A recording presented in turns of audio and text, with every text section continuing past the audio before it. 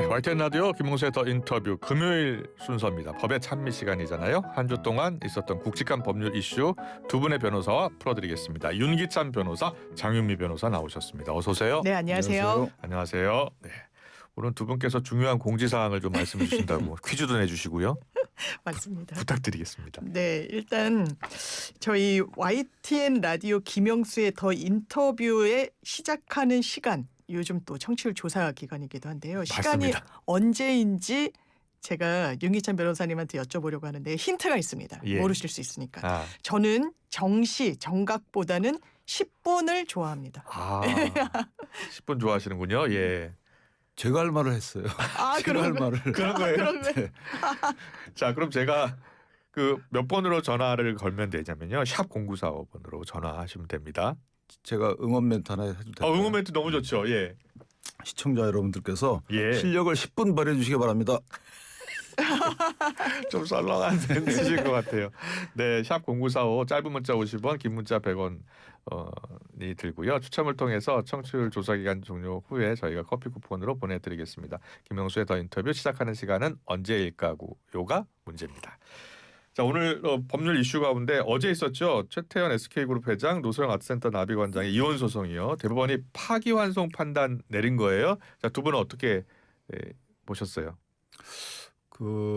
이 법리 설계를 대법원이 국민적 정서에 부합하게 하지 않았나. 그러니까 이제 왜냐하면 이게 예. 이제 기업이잖아요. 기업의 경우에는 오너나 아니면 대주주, 뭐 대주주도 그렇죠. 상대적 대주주죠. 17% 갖고 있으니까 대주주 혼자만의 힘으로 기업이 일궈지는 건 아니니까. 예. 아마 이전에도 실제 그 이부진 신라호텔 사장의 예. 경우에도 2조 원 가량 중에 1조 9천억 정도는 이게 그 분할 대상이 아니다. 이거 기업이기 때문에 이런 식의 이제 법원 태도였는데 이번에도 그런 그 베이스 하에 법리 구성이 되지 않았나. 그래서 노소영 관장 입장에서는 아쉽겠지만 예. 이게 좀 법리에 부합하는 듯한 전 느낌을 그렇게 가졌어요. 그래요. 그런 예. 판결이 아니었나. 물론 이제 구체적 정해지지 않았지만 이 문제는 법조계에서도 논란이 좀 많았던 이슈 중에 하나였거든요. 예. 네. 장미 변호사는요. 저도 많은 분들이 이제 법리에는 좀 더 부합하는 판결을 대법원이 내린 게 아닌가라는 그렇게 생각을 해석하는군요. 하시는 분들이 많이 계시던데요. 일단 1, 2심을 갈랐던 가장 큰 이유. 1심에서 재산분할 금액이 665억이었어요. 이것도 뭐 어마어마한 금액이지만 예. 노소영 전 관장 입장에서는 완전히 완패를 당한 금액이었습니다. 그래요. 왜냐하면 항소심 결과를 보면 재산분할로 나눠주라는 게 1조 3,800억 원이 넘어요. 그래요. 그 2심 때 1조 3천억 원 넘는 맞습니다. 돈 지급하라라는 예. 판결이었거든요. 그걸 가르게 됐던 가장 큰 원인은 이른바 비자금 300억 원이었거든요. 예. 이게 항소심 재판부는 2심 재판부는 이게 김옥숙 여사가 쓴 메모에 300억 원이라고 돼 있기도 했고 예. 그 당시에 어떤 군사정권 시절에 사위 이 기업에 이 정도 돈이 흘러갔다라고 좀 본 거예요. 그러면 이 돈이 SK라는 기업이 성장하는 과정에서 어떻게 좀 반영이 됐다라고 봤느냐. SK 주식의 이 부분이 시드머니 이른바 종잣돈이 돼가지고 기업이 이렇게 성장할 수 있다라는 인식까지 있었던 거예요. 예. 그러니까 이제 최태원 회장 측에서는 그렇지 않다. 주식이 오른 데는 여러 변수가 있고 그리고 이 돈의 실체도 사실 이제 인정하지 않았고요. 근데 대법원에서 이제 교통 정리를 한 부분은 이 300억 원은 인정할 수가 없다라는 거고요. 설사 같다고 하더라도 이 300억 원이 어떻게 형성됐을 것으로 보이느냐. 그 시절에 뇌물로 보인다는 거예요. 뇌물은 불법 자금인데 예. 그것이 나로 인해서 기업으로 갔다라고 해서 그걸 지금 내 기여로 인정해야 된다. 불법 원인급여라는 이런 개념이 있거든요. 예. 예. 이를테면 도박돈, 뭐 도박으로 빌려준 돈 이런 거는 이거 갚아라, 뭐 차용증처럼 이런 개념이 아닌 거예요. 불법이니까. 예. 그러니까 불법 원인 급여라서 이거는 인정할 수 없다라는 결론이 나온 겁니다. 그렇군요. 노소영 씨의 아버지죠. 노태우 전 대통령이 300억 원을 줬는데 그 돈 자체가 불법으로 형성된 돈일 가능성이 크다 이렇게 보는 거예요. 근데 그거에 대해서는 이제 2심도 예. 그 돈이 이게 어떻게 흘러갔냐면 SK 주식회사라는 데가 예. 지주회사잖아요. 현재 그 대다수의 재산분할 대상으로 인정받았던 게 그 SK 주식회사의 주식이에요. 17%를 갖고 있는. 근데 이제 그게 가치가 3조 가량 된다는 건데 이 SK 주식회사가 갈 때 어떤 역할이 있었느냐. 그러니까 노소영 측 입장에서는 이거 노태우 전 대통령의 비호 아래 컸던 회사다. 이동통신을 뭐 인수한다든가 할 때 하여튼 사업 유지에 그런 게 무형의 어떤 비호가 컸고 또 하나가 300억 원이 흘러 들어갔는데 이 전제를 한 거죠. 흘러 들어갔는데 그것은 노태우 전 대통령의 비자금으로 인정받은 4천억 원 이외의 돈이었다. 아, 그래서 그 돈은 적법한 돈이었고 예. 그 돈이 아마도 최태원 회장이 이 SK 주식회사의 전신인 텔레콤 회사가 있어요. 그 텔레콤 회사의 주식을 사는데 70만 주 사는데 거기에 들어갔을 것이다라는 그런 식의 주장을 하죠. 그랬군요. 그러니까 예. 그렇게 되면 실제 이제 아버지가 준 돈이 걸로 흘러 들어갔으니까 나의 기여하고 비슷한 것 아니냐라고 주장을 했고 그래서 어렴풋이 인정을 했어요. 아, 이게 어떻게 들어가서 이게 어떻게 흘러갔는지를 항소심 재판부도 판단하지 않았어요. 그러니까 이런 걸 왜냐하면 이게 재산 분할은 이 판사들이 좋은 게 퉁쳐요. 그래서 이거를 대상 재산을 확정해 놓고 그다음에 거기에 기여도를 인정하는 거거든요. 그러니까 뭐 이게 30이다 40이다 50이다 이렇게 되면 이게 뭐 한 5천억씩 차이가 나니까 예. 이렇게 그냥 제가 죄송하지만 상당히 큰 그 대충 인정한 것 같은 느낌 그런 식의 재판을 했단 말이에요. 그런데 대법원에서 보니까 이게 가사 항소심 재판부나 또는 노소영 씨 측 주장대로 300억 원이 흘러 들어갔다 하더라도요. 예. 가정적 판단한 거예요. 하더라도 하더라도 그거는 불법 원인 급여기 때문에 우리가 이제 103조에 보면은 반사회질서 법률행위는 무효예요. 이 의미는 뭐냐면 국가가 사법제도를 통해서 여기에 조력하면 안 된다는 거거든요. 무효기 때문에 개인 간에 약정을 해도 무효지만 강행 규정이에요. 이건 법원이 이거를 유효라고 볼 수가 없는 거예요. 그러니까 법원에서 판단을 재산 분할로 인정해 줄 수 없는 것 아니냐. 이 예. 법리에 따라서 이렇게 판단한 거라서 조금 더 우리 법 체계에는 부합하는 듯한 판결로 느껴집니다. 예, 법 체계 법리적으로는 부합하는 판결이다라고 이제 말씀을 해주셨는데 일단 그 국민 입장에서는 귀책 사유는 최태원 회장에 있었잖아요. 그렇죠. 이번 이혼이. 예, 예, 예. 그런데 귀책 사유가 있는 최태원 회장이 그래도 재산 분할을 더 해줘야 되는 것 아니냐라는 게 또 국민 정서일 수 있잖아요. 네. 예, 그래서 일단 귀책에 대한 부분은 위자료로, 그러니까 크게 이혼 소송은 세 파트가 있는데 재산 분할을 어떻게 할 거냐. 예, 그리고 재산 분할과 별도로 누군가의 귀책이 있으면 귀책의 피해자인 배우자가 있을 거 아니에요. 예. 그걸 돈으로 어느 정도를 위자할 것이냐.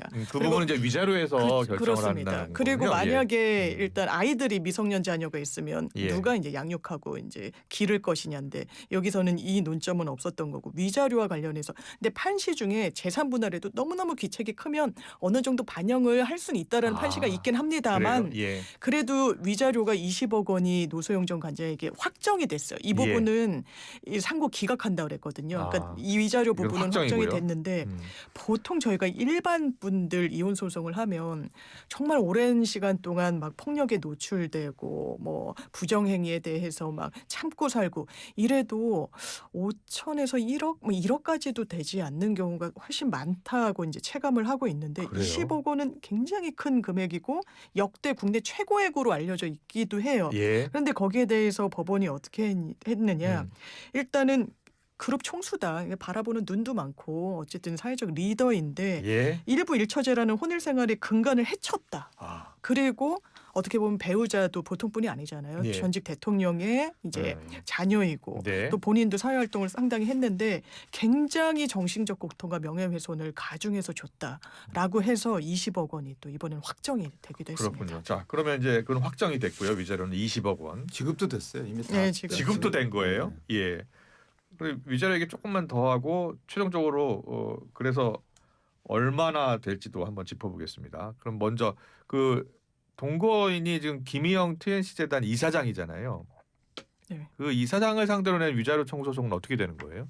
그 같은 의미예요. 같은 의미군요. 포함된 거예요? 그러니까 연대 책임이 있는 거라서 예.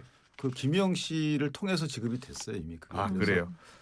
그런 거고 그건 끝난 거고. 그럼 앞으로 이제 재산 분할은 자 1심은 665억 원이었고 2심은 1조 2천억 원이었는데 이걸 이제 파기환송 1조 3천억 원이군요. 파기환송이 되면은 얼마로 결정되는 거예요? 그거는 이제 사실심의 전권이죠. 아, 그래요? 그러니까 근데 거의 어느 정도 아웃라인은 나와 있죠. 왜냐하면 그러니까 특이재산인 거는 이제 특별히 다툼 여지가 거기에 관해서 판단 안 했기 때문에 예. 이게 노태우 전 대통령이 비호나 300억 원이 관여가 안 됐다면 일반적인 판단을 하는 거죠. 예. 일반적인 판단을 하면은 노소영 씨한테 굉장히 불리해요. 왜냐하면 이게 이제 기업을 일구고 기업을 운영하는 데 있어서 노소영 관장이 뭐 아트센터를 운영하고 기업이 어느 정도 조언을 했는지 모르겠지만 사실은 이제 그 전업주부 유사 그러니까 이 회사와 관련해서만큼은 예. 그렇다면 일반적으로 이전에 있었던 아까 말씀 이부진 신라호텔 그분의 예하고 비슷해지지 않을까. 아 그렇게 보시는 그렇게 거예요? 따지면 자 이거 하나 있죠. 3조 원이 빠지잖아요. 네. 그다음에 또 하나가 이제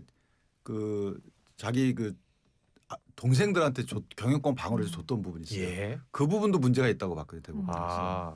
그 부분도 왜 그거를 경영권 방어기 때문에 그거는 포함시키면 안 된다는 거예요. 재산분 안에. 왜냐하면 그 부분은 최태원 회장이 본인의 그 재산을 유지시키기 위한 행동의 하나이기 때문에 예. 그거 두 가지를 다 문제 삼았기 때문에 그렇게 봤군요. 그래서 상당히 줄어들 수 있어요. 네, 상당히 줄어들 것 같아요. 말씀 주신 대로 아. 재산 분할을 할 때 기준 시점이 있어야 될 거 아니에요. 예. 그러면 이게 변론 종결시라고 해서 재판 마지막 날에 양쪽이 갖고 있는 재산의 현황을 조사해서 나누는 개념인데 그때 항소심 2심 재판부는 지금 말씀 주신 동생들한테 방어권 차원에서 한 게 한 900억 원이 넘어요. 예. 근데 그게 이 이혼 소송 과정 중에 이 처분이 되다 보니까 이거 돈 안 주려고 처분했으면 이걸 그 기준 시점을 앞당기는 거예요. 이거 기준 시점에 원래 있었어야 되는 돈 아니야? 이렇게까지 판단을 한 거예요. 그렇군요. 그런데 이건 아니다. 이건 경영과 관련해서지 어떤 일부러 재산 분할에 있어서 유리하게 하려고 줄 돈을 줄이려고 이걸 일부러 매각하거나 뭐 주거나 이런 돈은 아니다. 그러니까 상당히 줄어들 소지가 있는 그 거죠. 재산 분할하는 총액 자체가 줄어들기 때문에. 예. 아. 그러니까 총액도 줄고 예. 제가 볼 때는 분할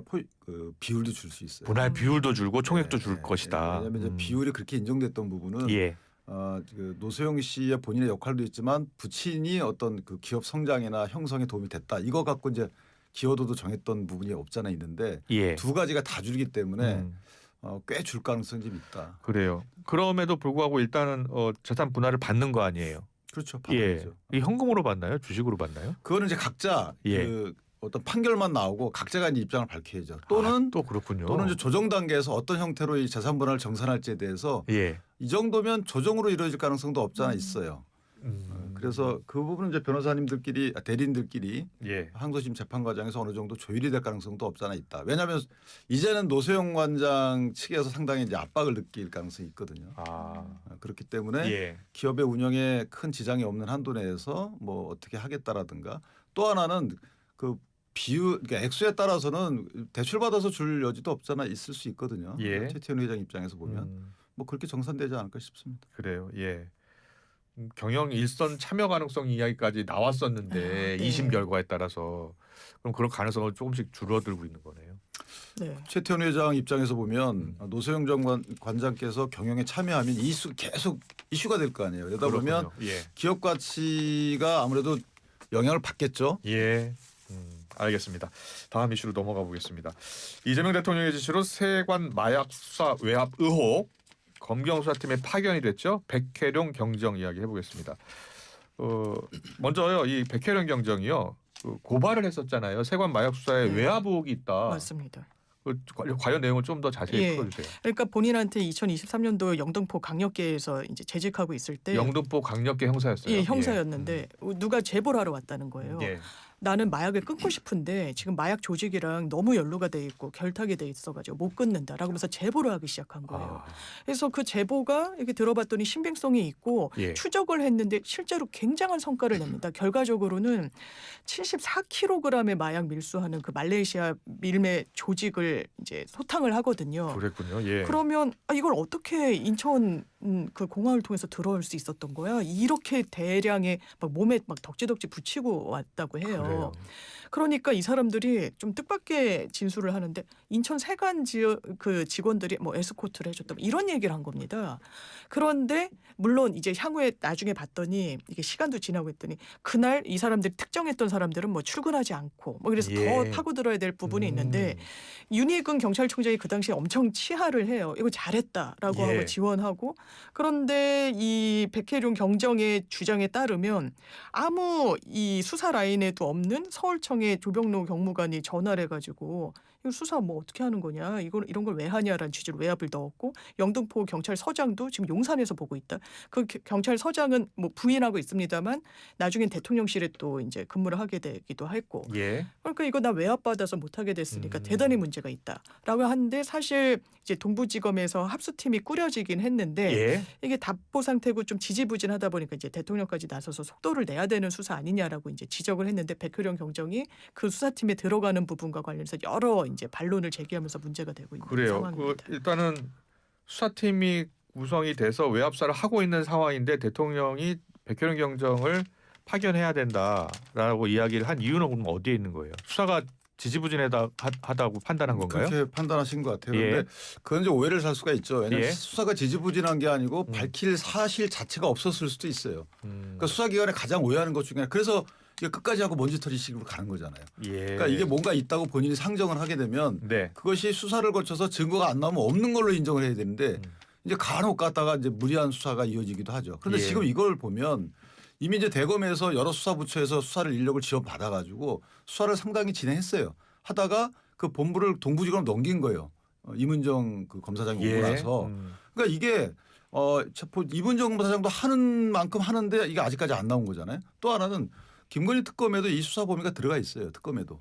그러니까 이게 도대체 어디서 어떻게 해야 되는지를 그러니까 대통령 입장에서 보면 뭔가 있는데 안 나오는 거 아니냐라고 생각하실 수 있죠. 예. 그런데 수사기관은 열심히 하는데 안 나오니까 없는 걸 수도 있는 거예요. 아. 왜냐하면 조병로 당시 서울청의 생활안정부장이라는 사람이 백혜련 경정한테 전화하는 거 맞죠? 예. 그래서 뭐라 그랬냐면 그 보도 그 내용 중에 관세청은 빼달라 이렇게 했던 것 같아요. 예. 세관을 보도 내용 중에. 왜요? 아니, 수사를 하지 말라 이런 게 아니고 예. 자기도 어디서 부탁을 받았겠죠. 그건 부적절하죠. 예. 그러니까 수사를 하지 말아라 이렇게 얘기한 게 아니고 그 너가 준비하고 있는 보도 내용 중에 관세청 빼주면 안 돼? 이렇게 했던 거예요. 그래서 이제 백혜련 경정 입장에서 이거 수사 외압이다 이렇게 판단하셨던 것 예. 같고 그래서 이 문제가 불거졌는데 그 당시에 세관에 들어온 75kg이라는 거는 수천억 원짜리예요. 굉장히 큰 거죠. 근데 이제 그거를 세관 직원이 만약에 비호했다 그러면 벌써 밝혀졌어야 되는 건데 예. 아직까지 어쨌든 없는 걸로 봐서는 여러 가지 해석이 가능하고 또 하나는 백혜련 경정도 본인이 직권남용 피해자라고 주장하는 분이고 예. 그다음에 그 이문정 동부지검 검찰도 이건 가해자다 이렇게 지금 그 백혜련 경정 주장하고 있어요. 예. 그럼 둘 다 빠져야죠. 둘 다 빠지고 특검이 하든지 원래 하던 대로 그래. 국회에서 특검이 하기로 했잖아요. 예. 예. 특검이 하든지 해야 되는데 이거를 백혜련 경정과 이문정 이 검사장이 서로 싸우는 모습이 예. 이거 되게 웃기는 것 같아요. 제가 볼 때는. 자, 일단 서울 동부지검의 세관 마약 수사 외압 의혹 합동 수사팀이 있어요. 네. 여기에 이제 파견이 된 겁니다. 한 달 정도 파견이 됐는데 백효령 경장은 어제 출근하면서 불법 단체라고 주장을 하고 있는데 이게 무슨 뜻이에요? 일단 본인은 이 수사가 지지부진하고 여러 외압이 있었고 그러니까 문제 의식을 드러내는 방식을 보면 그 당시에 또 인천지검장이 심우정 전 검찰총장이었고 예.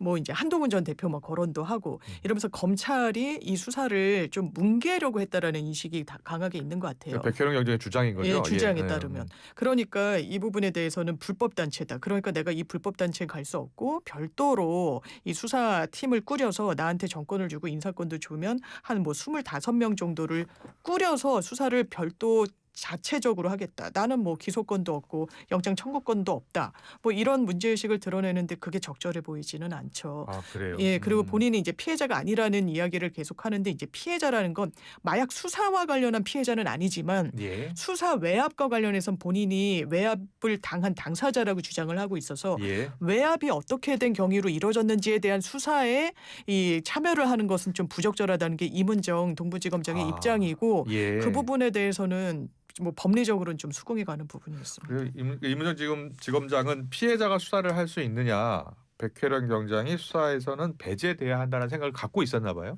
그게 맞죠. 예. 사실 왜냐하면 이제 한 있는 사람이 억울하다고 막 한이 많이 쌓여 있어요. 예.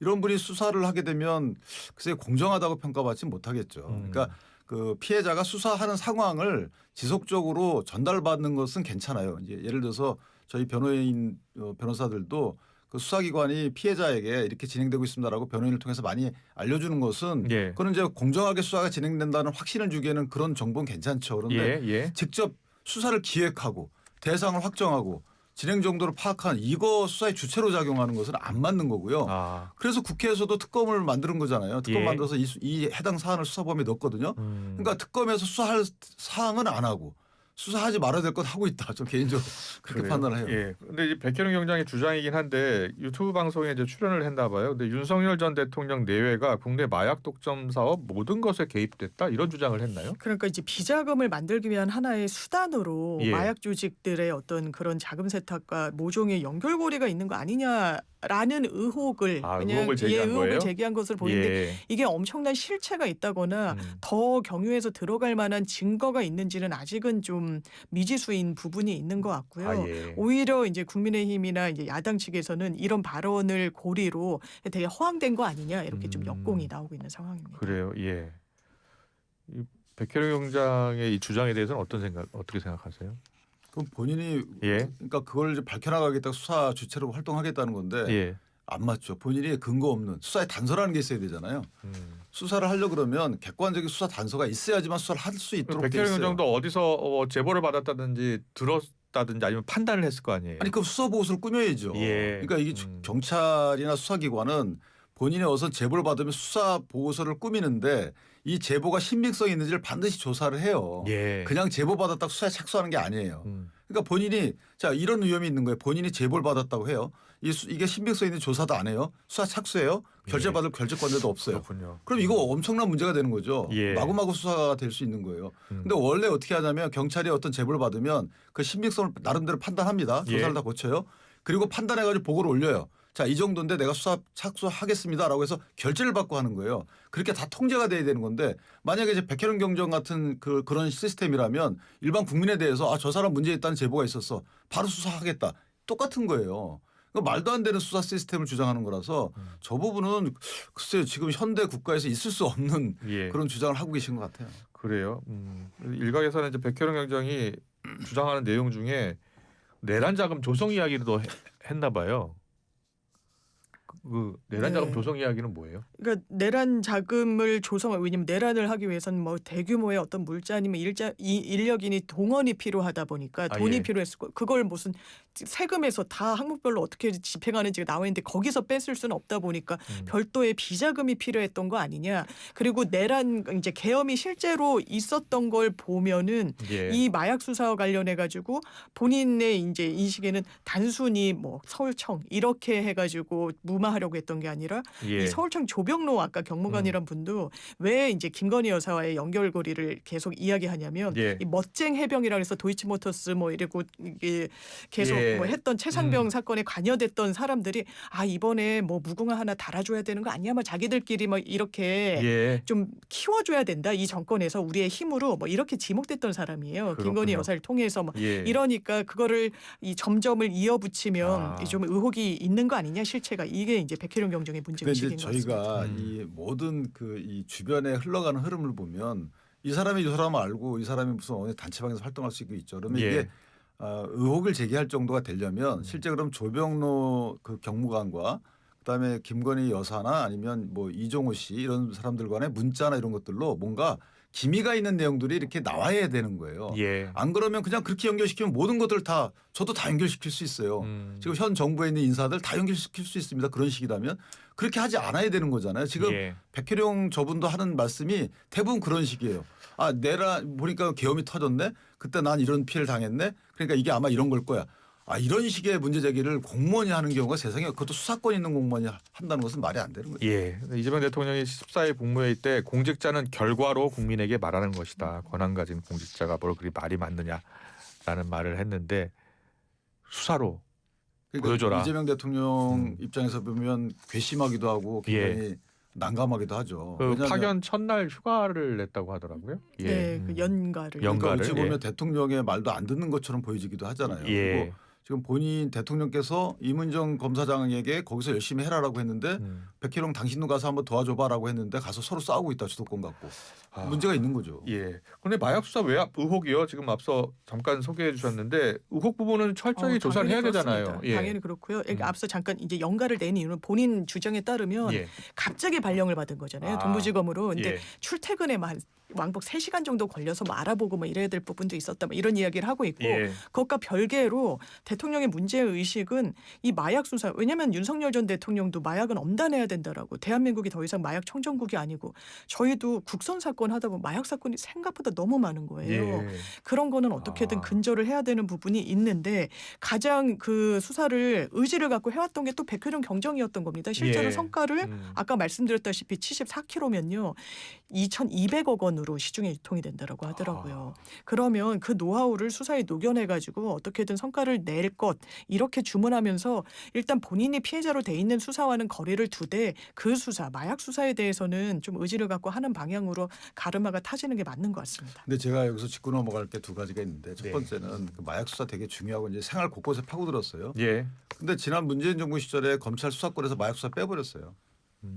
마약 수사가 그렇게 그 전문성 있는 검찰도 예. 또 하나는 특검에서 하면 된다니까. 이거 외압 의혹이잖아요. 예. 외압 의혹이기 때문에 특검의 수사범위에 넣어놓고 왜 특검 활용 안 하고 여기서는 특검 활용해야 되지 않는 곳에서 특검을 활용하고 예. 왜 이러느냐는 거죠. 그러니까 저는 이문정 검사장님도 실제 이전 정부에서 뭐 인사나 승진에 굉장히 서운해하던 사람이잖아요. 이런 사람을 투입해서 한스러운 수사의 가능성을 열어주고 백혈병 경정이라는 분도 피해 당한 분을 갖다 수사에 투입해가지고 어느 정도 아쉬움을 또 풀 수 있는 이게 약간 좀 뭔가 공권력을 활용하는 측면에서 뭔가 이상하다는 거죠. 예. 알겠습니다. 오늘 법의 찬미는 여기서 마무리하겠습니다. 윤기찬 장유미 변호사와 함께했습니다. 잘 들었습니다. 고맙습니다. 감사합니다. 수고하셨습니다.